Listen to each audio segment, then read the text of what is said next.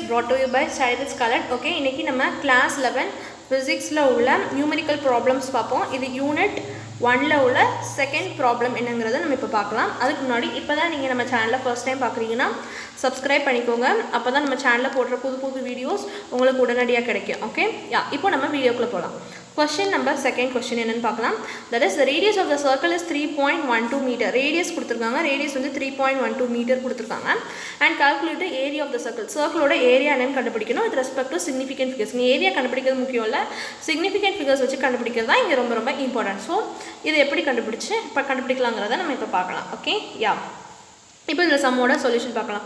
எந்த ஒரு சம்மை நீங்க எழுதுறதுக்கு முன்னாடி ஜஸ்ட் அந்த சம்மோட given data எழுதிக்கோங்க.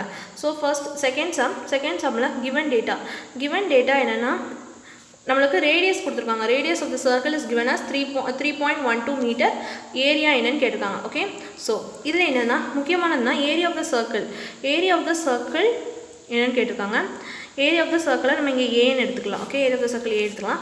Area of the circle formula என்னன்னா it is pi r square. So pi r square is the area of the circle. A is equal to pi r square. Pi ஓட value உங்களுக்கு தெரியும் நினைக்கிறேன்.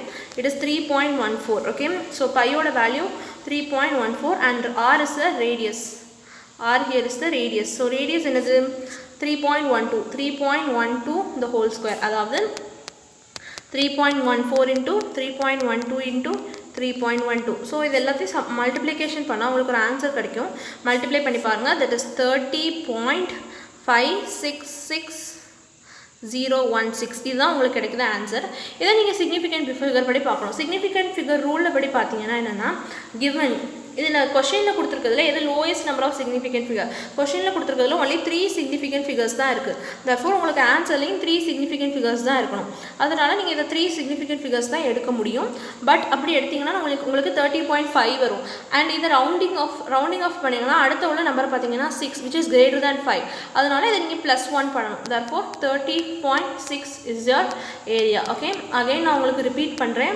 given questionல இருக்குறத பாருங்க. questionல வந்து 3.1ங்கற ஒரே ஒரு வேல்யூ மட்டும் தான் கொடுத்திருக்காங்க. this has 3 significant figures. இதுல வந்து 1 2 3 significant figures உங்களுக்கு இருக்கு. so 3 significant figures இருக்கு.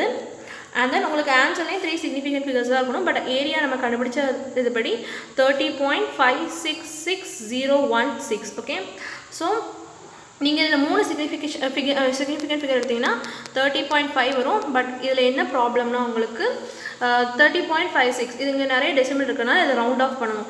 ஜஸ்ட் இத ரவுண்ட் ஆஃப் பண்ணீங்கனா அந்த ரவுண்டிங் ஆஃப் ரூல் படி பாத்தீங்கன்னா the digit is 5 and the preceding digit இதுக்கு அடுத்த digit is greater than 5. greater than digitsனா greater than 5 னா +1 ஆட் பண்ணனும். therefore இதுக்கு +1 நம்ம ஆட் பண்ணோம்னா 30.6 is your answer and area ஓட யூனிட் மீட்டர் ஸ்கொயர். யூனிட் போடுறதுக்கு மறந்துடாதீங்க. ஓகே, so area ஓட formula is pi r square and unit is meter square. so this is the answer.